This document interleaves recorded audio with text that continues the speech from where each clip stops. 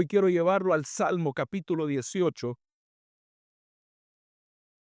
versículo 28 en adelante.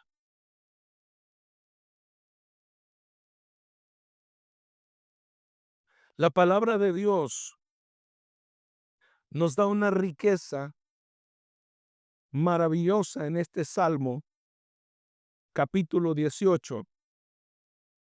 El Salmo 18 dice que es un salmo de David, siervo de Jehová, el cual dirigió a Jehová las palabras de este cántico el día que le libró Jehová de mano de todos sus enemigos y de mano de Saúl. Ahora, mire lo que dice el capítulo 18, verso 28 en adelante. Me ayuda a leerlo, por favor, en su Biblia. Tú encenderás, ¿qué dice? Mi lámpara. Jehová mi Dios alumbrará mis tinieblas. Contigo desbarataré ejércitos y con mi Dios asaltaré muros. En cuanto a Dios, perfecto en su camino, y acrisolada la palabra de Jehová, escudo es a todos los que en él esperan. Porque ¿quién es Jehová si no solo, quién es Dios si no solo Jehová? ¿Y qué roca hay fuera de nuestro Dios? Dios es el que me ciñe de poder y quien hace perfecto mi camino, quien hace mis pies como qué, como de siervas y me hace estar firme sobre mis alturas, quien adiestra mis manos para la batalla, para entesar con mis brazos el arco de bronce. Me diste a sí mismo, el verso 35, el escudo de tu salvación, tu diestra me sustentó y tu benignidad me ha engrandecido. Alguien dice amén. Padre, gracias por esta palabra de bendición que nos das. Señor, si bien es cierto, solamente en ti podemos echar, Dios mío, toda desesperación y angustia, y no hay batalla que no podamos ganar, Señor, si estamos contigo, si tú vas con nosotros. Dios, tú eres el que nos alumbra, el que nos fortalece y el que nos capacita para la batalla. En el nombre de Jesús oramos y todos decimos amén y amén. Este salmo es una declaración preciosa de confianza absoluta en Dios. ¿Qué es lo que necesitamos en este tiempo? Hablando de accidentes, hablando de guerras, hablando de pleitos, hablando de discusiones, de que ya voy a llegar por vos, que ya voy a llegar a traerte, y los medios de comunicación masivos, todo el mundo hablando de locuras, de ya va a pasar esto, ya va a pasar lo otro. ¡Qué tremendo! Y es en este mundo en el que vivimos, porque no hay otro en el cual tenemos que aprender a confiar en Dios.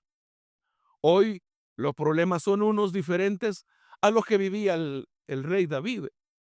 ¿Quién cree usted que era más sanguinario, la gente de aquel tiempo o la gente de ahora? De aquel tiempo no andaban con lástima, hermano. La gente de ese tiempo los que buscaban matar a David eran personas que no estaban jugando con él.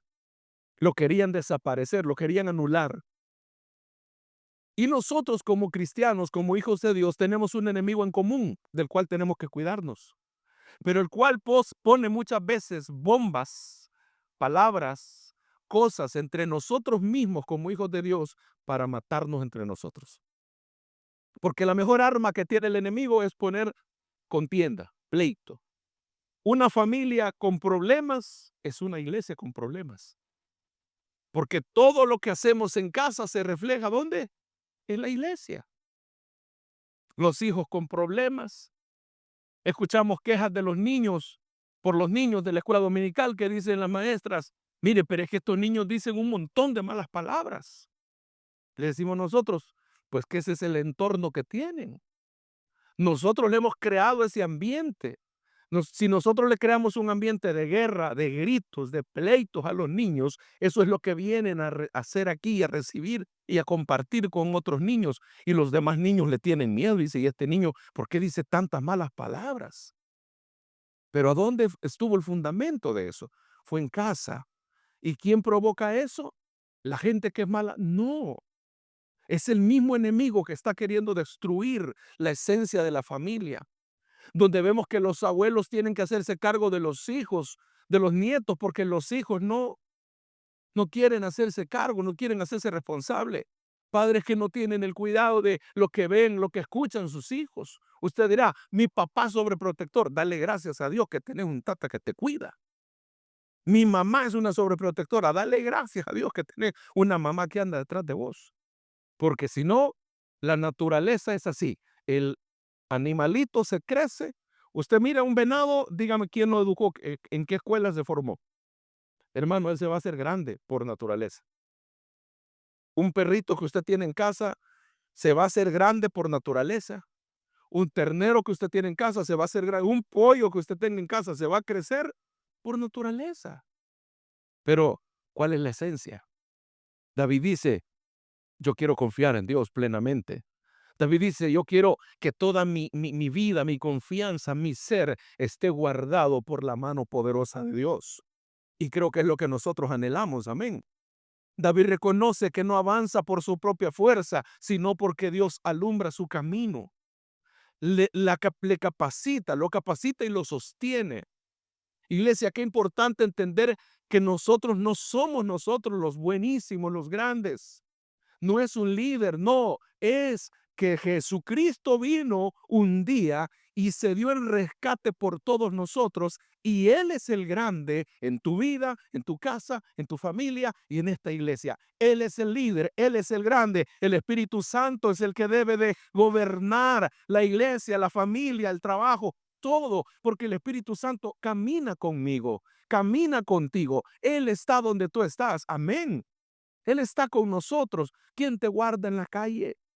¿Quién te guarda en el trabajo? ¿Quién te guarda en lo que haces? Solamente Dios. ¿Quién te ha guardado? Mire, ustedes son gente peligrosa, hermanos. ¿Cómo los ha guardado Dios en medio de estar a punto de la muerte? ¿Por qué les digo que son peligrosos? Porque son gente de fe.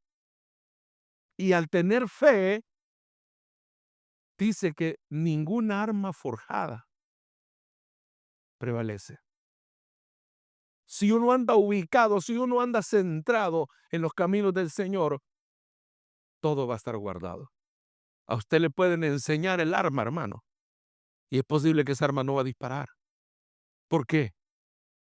Porque si no está en los planes de Dios tenerte con Él, no te va a pasar nada. ¿Cuántas enfermedades han venido a tu vida y acaso Dios no ha sido bueno contigo? ¿De cuántas cosas el Señor te ha librado? ¿Cree usted que no merece que confiemos en el Señor con nuestros ojos cerrados y decirle, Señor, yo creo en ti, yo camino contigo? Entonces, ¿de qué se trata la iglesia? Se trata de una comunidad de fe. No se trata de que esta iglesia es mejor que aquella. No, se trata de tener fe. Se trata de creer en lo que la palabra de Dios dice, de lo que somos capaces los hijos de Dios, porque un hombre y una mujer armada hasta los dientes con la palabra, con esta palabra de vida, mire, no hay demonio que no se pueda sujetar, no hay enfermedad que no pueda ser reprendido, no hay cosa que no pueda cambiar, porque donde llega la palabra, que lo que recuérdese la palabra profética que Dios nos dio en un tiempo atrás, dice que la unción pudrirá el yugo. Diga conmigo, va a terminar, va a pasar. Este sacudimiento va a pasar. El problema que siente, lo que le está atormentando, va a pasar, hombre. No se preocupe. Si Dios ha sido bueno, ¿cuánto nos hemos sentido que nos morimos en medio de un problema? Que nos ahogamos ahí en un vaso con agua. No, mi hermano. Y hasta aquí ha sido bueno Dios. Gente, cipotes se mueren, hermano. Mire usted hasta dónde he llegado. Mire hasta dónde he llegado yo. Mire hasta dónde hemos llegado, qué promesa teníamos, en quién podemos confiar para que nos alargue la vida. En nadie, hermano, solo Dios. El médico hace las cachas, él intenta adivinar, pero el que conoce, el que debe de aprender a conocer más su cuerpo, eres tú y soy yo. ¿Qué es lo que hemos hecho? Confiamos en el Señor. Mire, En medio de las tinieblas, de la batalla y del cansancio, Dios no solo da luz, sino que también da poder, da estabilidad y nos da dirección. Dios hace todo eso.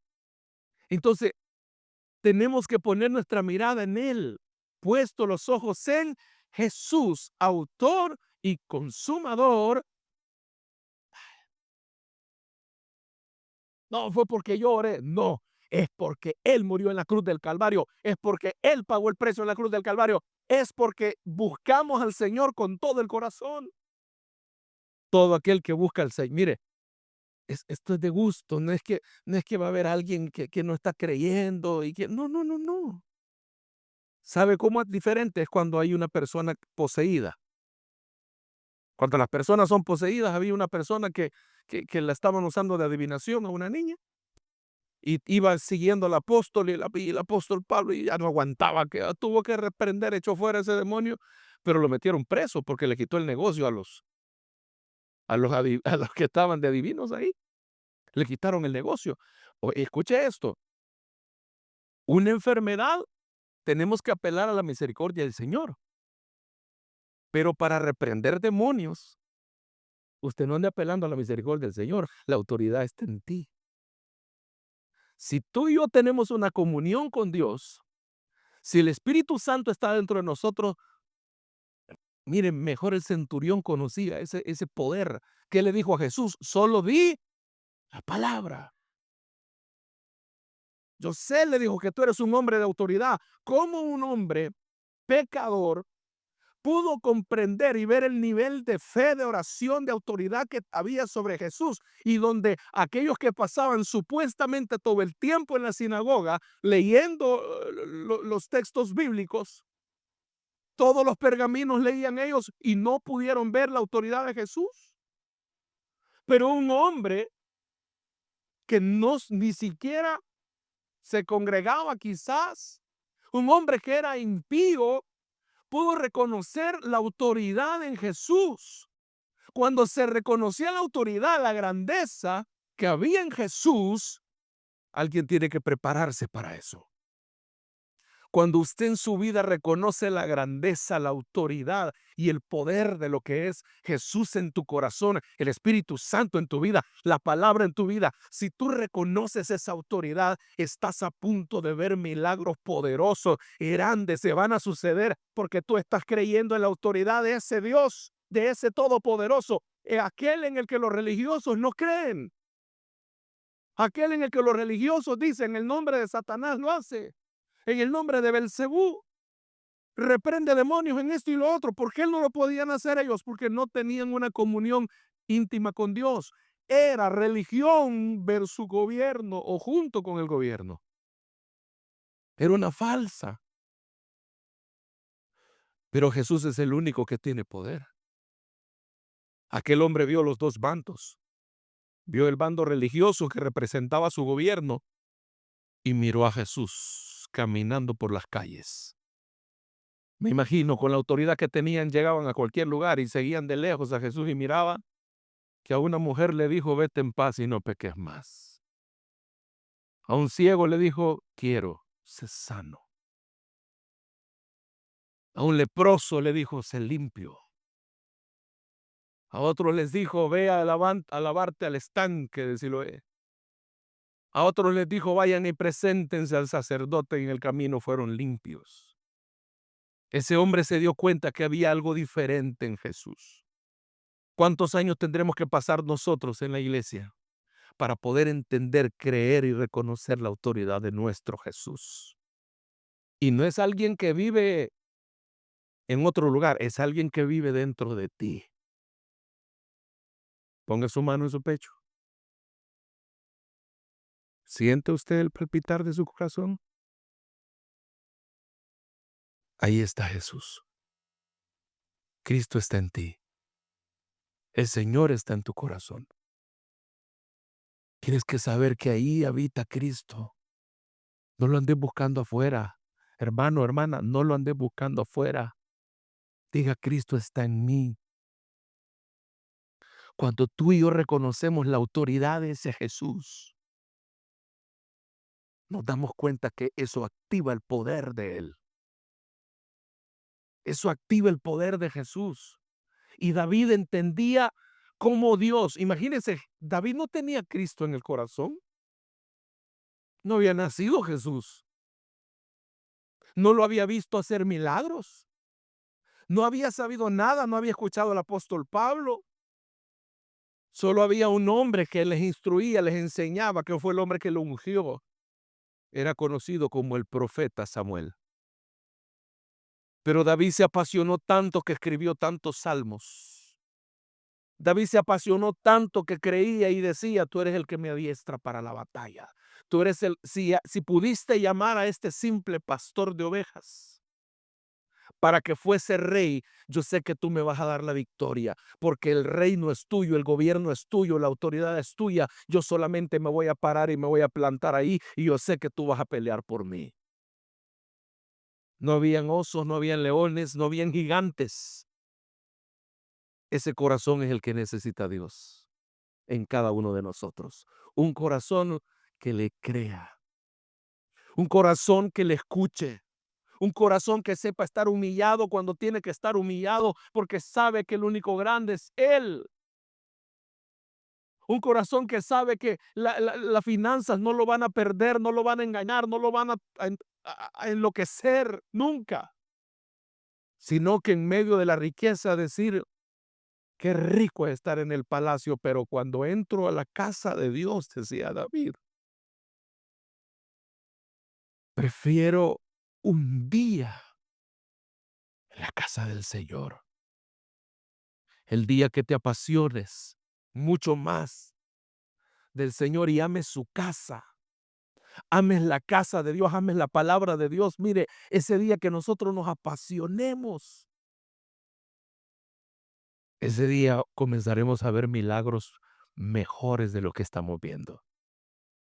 Y tú que has estado luchando, que te has estado esforzando por buscar y congregarte y tratar de estar ahí en línea, en la radio, en la televisión, de alguna manera, ¿sabes qué? Estás encaminado a un milagro poderoso en tu vida. Estás encaminado a ver la gloria de Dios porque te estás manteniendo activo, creyendo, confiando en el Señor. Alguien dice amén. Usted me dirá, pero es que solo en la iglesia, hermano de mi alma, no tiene idea cuánta gente se congrega en línea en esta iglesia. Es una cantidad enorme de gente que se congrega en línea. El domingo en la tarde estaba predicando allá en La Unión, en Tierra Deseable, La Unión. Y los mismos jóvenes de la iglesia no tuvieron culto en la mañana, pues dijeron, se conectaron con mi iglesia internacional. Me bendijo la palabra, pastor. Mire, uy, qué bendición. Y uno no está pendiente de las redes sociales. Nosotros no estamos pendientes de estar viendo quiénes están conectados ahí porque estamos compartiendo la palabra. Pero la palabra está llegando al corazón de jóvenes, de niños, de adolescentes, de mujeres, de hombres. Dios está hablando en muchas vidas. Porque el enfoque que necesitamos tener como iglesia es saber que el grande es Él, que el poderoso es Él. David decía, qué hermoso es estar en la casa de Dios. Amó tanto la presencia de Dios y dijo, ¿por qué no podemos levantar una adoración de 24 horas en esta casa? Mandó a traer el arca del pacto. La metió, le hizo el templo, el tabernáculo que era cortina, hermano. Pero cortina, unas cortinas finas, hermano. Era un hombre que no le importaba. Esos son los hombres de gobierno y autoridad que la palabra de Dios requiere. ¿Para qué utilizó el poder y la autoridad que tenía David? ¿Para hacer su casa chula o para edificarle una casa a Dios? Lo más duro del corazón de David, que pudo sentir el dolor más fuerte, que Dios no le permitió construir casa a él. Edificar un edificio no le permitió. Él le dijo, vas a llegar hasta las cortinas, porque ha derramado mucha sangre. Dios sabía que David no andaba jugando. El que estorbaba lo borraba, hermanos, ya no andaba con lástima. Y porque era el tiempo de los enemigos que se levantaban en contra de Dios, y todo está narrado en las Escrituras. Pero cuando aquel hombre que amaba a Dios, amaba la presencia de Dios, le dice: yo quiero levantar una casa para ti, un lugar donde hay adoración. El hombre s- dibujó todo. Llamó a la gente profesional, la reunión, le dijo qué es lo que necesitamos tener, todo. En esa ciudad, la ciudad de David, por eso se conoce la ciudad de David. Cuando, mire, ir a Jerusalén es hermoso conocer cómo pudo edificar un lugar tan precioso, muros fortificados, un lugar tan precioso que se ve, hermano, cuántos años han pasado y esos muros ahí están. El muro de los lamentos es el mismo que quedó. Es impresionante cómo está todo eso. Y ahí van dándole mantenimiento y cuidando y tratando de cuidar todo. Y ahí está. Y la puerta que cerraron, porque supuestamente por ahí va a entrar un rey. ¿Usted cree que eso le estorba a Jesús para entrar? ¿Usted cree que eso le estorba a Jesús para entronarse? Mire, faltan cosas poderosas que sucedan en este mundo. Faltan cosas poderosas. Usted y yo tenemos que aferrarnos a que lo que estamos a punto de ver, iglesia, es que ese regreso maravilloso con autoridad, pero ya no vienes como a morir de nuevo, no, hermano. No, viene a gobernar, a sentarse, a juzgar, a decir, apártense. Ahora es el momento. ¿Y sabe qué es lo que está esperando este mundo? La manifestación de los hijos del reino. Pero ¿y qué estamos haciendo los hijos del reino a veces? Perdiendo el tiempo. Ya no leemos la Biblia. Todo es más importante. Ya no nos apasionamos del Señor. Entonces, cuando nosotros nos distanciamos de ese rey, ¿qué cree que pasa? Ya la gente no tiene emoción. Estoy esperando al Señor. Estoy esperando al Señor. ¿Cómo le dijo el ángel a María cuando llegó? Bienaventurada eres entre todas. ¿Por qué? Porque la profecía decía que de una virgen iban a ser todas aquellas muchachas. Es que usted tiene que entender, cuando la Biblia habla de una virgen, no tiene que ver con una canonización, sino con una muchacha que no había conocido hombre. No tiene que ver con una canonización. Lo que pasa es que nos cambiaron la historia. Tiene que ver con una mujer que no había conocido hombre. Y toda familia que tenía una muchacha que no había tenido un hombre en su vida, estaba esperando que esa niña fuese la de ellos, que esa niña fuera la que Dios usara para levantar y traer al libertador, traer aquel Jesús que iban a ser, aquel que era maravilloso, que iba a cambiar todas las cosas. Y cuando aparece a la vida de María, la familia estaba emocionada. Por eso es que no la matan, no la linchan. Sabían, los que conocían las escrituras, sabían que había una profecía. Conocían las escrituras. Entonces, usted y yo, como hijos de Dios, ¿qué necesitamos conocer? La palabra de su amado, la palabra del Espíritu, la palabra de Dios, para que usted esté esperando, esperando nomás. No le crea a los noticieros, créale a Dios. No le crea a los noticieros, créale a la palabra. ¿Qué es lo que dice la palabra que viene a continuación? Para ti, para mí, dice que viene victoria, dice que viene victoria, dice que viene victoria. ¿Alguien lo cree? Es que la palabra no dice para los hijos del reino que van a vivir un sufrimiento eterno. No, no, no, no. Todo lo puedo en Cristo. Se puede imaginar que David hubiese conocido a Jesús. Ese es el que se levantó después, el apóstol Pablo. Esos fueron los discípulos que se levantaron después diciendo, impresionante amor. Conocieron la gracia, conocieron ese favor.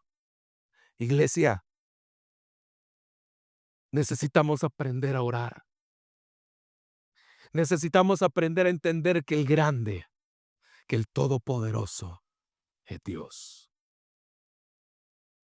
Toda oración debe comenzar dándole gloria a Dios. Está bien, nos cubrimos con la sangre de Cristo, pero su oración y mi oración tienen que comenzar exaltando la grandeza de Él, de Jesús, porque Él nos dio la clave. Todo lo que pidieren en mi nombre. No dijo todo aquel que presente sus oraciones como que es una lista del supermercado, ¿verdad? 2 de yuca, 5 de pipianes, 2 libras de frijoles, 2 de arroz, 1 libra de azúcar. No, no, no, no, no, no, no. A Él se le llega con alabanza. A Él se le llega con adoración. A Él se le dice: "Qué hermoso eres, mi Dios, cuán agradecido estoy por el día que me has dado. No tengo lo que quiero, pero te tengo a ti. Y yo sé que tú eres más que suficiente". Mire lo que le decía el salmista. Volvamos al versículo 28, por favor, del capítulo 18 de Salmos. 28 y 29. Tú encenderás mi lámpara. Jehová mi Dios alumbrará mis tinieblas. ¿Alguien espera eso en su vida? Contigo desbarataré ejércitos y con mi Dios asaltaré muros. ¿Cuántos toman esa palabra? Vamos, reconozca. Dios es nuestra luz, Dios es nuestra fuerza. Es tiempo para reconocer áreas de oscuridad, cansancio o incertidumbre. Declaración poderosa que tenemos que hacer en voz alta es: Jehová alumbra mis tinieblas. ¿Quién es la luz en tu casa? ¿Quién es la luz en tus hijos? ¿Quién es la luz en tu proceso? ¿Quién es la luz en medio de la enfermedad? Es Él. Diga: Jehová alumbra. Diga: Dios alumbra mis tinieblas. Él es. Por lo tanto, no hay oscuridad. No, usted y yo no vivimos en oscuridad, porque ya Cristo lo hizo todo. Amén. Solo tenemos que creerlo, hombre. Le voy a poner un ejemplo. Natalia está pronta a tener su bebé. Ese niño no va a tener que ir todos los días o andar el acta de nacimiento en la bolsa para leer quién es su mamá y quién es su papá. ¿Y cómo sabe el niño quién es mamá y quién es papá? Se comienzan a decir palabras bonitas como mamá, papá.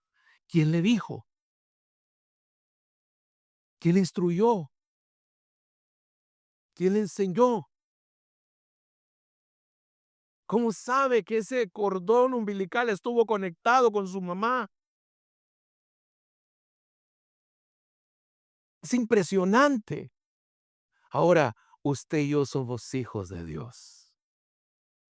Ese hijo crece y pase las tormentas que pasen, sabe que tiene o tuvo una mamá y un papá. Amén. No, que mi papá no se hizo cargo. Sí, pero tenés un papá. Tienes ADN. Tienes un ADN de tu madre. Tienes un ADN en ti. Cuando usted y yo venimos, viene la sangre de Jesucristo y comienza a sustituir la sangre de pecado, de maldad y de muerte que había sobre nosotros. Y dice que la sangre de Jesucristo, su Hijo, nos limpia de todo pecado. Así que por lo tanto deje de vivir allá en ese mundo de pecado, no, no, no, no. Usted y yo tenemos la mente de Cristo, tenemos la sangre de Cristo que nos cubre. Por lo tanto, diga conmigo: Él es mi luz, Él es mi sanador, Él es mi proveedor, Él es mi protector, Él es el que pelea por mí. ¿Alguien lo cree y dice amén? Él es nuestra luz, Él es nuestra fuerza. Amén. Luego tenemos que aprender a hacer oración de confianza. Vea lo que dice el verso 30 al 32. En cuanto a Dios, ¿qué dice que es? Perfecto en su camino. Acrisolada la palabra de Jehová, escudo a todos los que en él esperan. Porque ¿quién es Dios sino Jehová? ¿Y qué roca hay fuera de nuestro Dios? Dios es el que me ciñe de poder, el que hace perfecto mi camino. Levante su cara. Póngase en alto. No se crea lo que dice el mundo. No se crea lo que dice el diagnóstico. No se crea lo que dijo el examen. Puede ser que la máquina esa no esté mirando bien, está más choco que yo. Pero los ojos de Dios están sobre ti.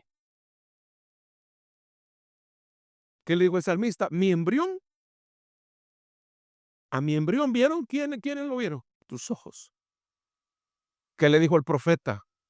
Desde que estabas en el vientre de tu madre, te vi, te elegí y te aparté. Eso es poderoso, hermano. ¿Cuántos creemos eso? Él hace aplauso al Señor. El camino de Dios es perfecto. Tenemos que aprender a orar confiando en su palabra y su protección.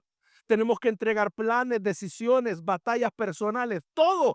Pongámoslo en la mano del Señor. Hoy yo le invito para que usted salga de esta iglesia con la cabeza en alto. Hoy que termine esta transmisión, usted diga: Dios, tú eres el que pelea la batalla por mí. Tú eres el que me limpias el camino. Tú eres el que me da la victoria. Tú eres el que me sana. Tú eres el que me provees.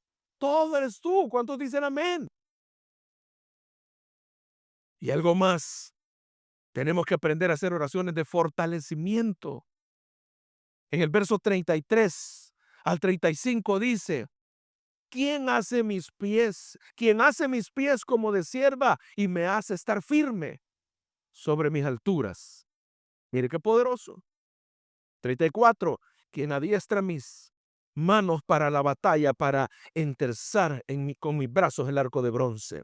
Me diste a sí mismo el escudo de tu salvación. Tu diestra me sustentó y tu benignidad me ha engrandecido. Diga: Dios me ha engrandecido. ¿Cuántos reciben esa palabra? Dios te ha engrandecido, iglesia. Dios te ha levantado, hermano, hermana. Dios es el que te ha sacado, hombre, de la miseria. Dios es el que te ha sacado y te ha dado la victoria. El enemigo te quiso destruir, te quiso arrastrar, te quiso humillar, pero mira dónde te tiene el Señor. Mira dónde te ha puesto el Señor. Mira lo que ha hecho el Señor. Mira lo que ha hecho Dios contigo y está a punto de hacer mucho más. Un apasionado, un buscador siempre va a tener la victoria. Siempre va a tener la victoria. Así que aunque no te conozca la gente, aunque no te conozca el mundo, pero que te conozca tu papá, que te conozca tu Dios, porque llevamos el ADN de Dios. Amén. Llevamos esa esencia. ¿Quién nos creó, iglesia? ¿Quién nos formó? ¿Acaso no fue Dios? ¿Por qué nos vamos a acobardar entonces? ¿Por qué nos vamos a quedar tirados entonces? No, no, diga: todo lo puedo en Cristo que me fortalece. ¿Alguien lo cree? Dice amén. Dios nos capacita para vencer. Hay que orar pidiendo fuerzas renovadas. Declarar que Dios afirma nuestros pasos y nos sostiene con su diestra. Póngase en pie, por favor. Qué importante, iglesia, es entender y llevar esta palabra con todo el corazón.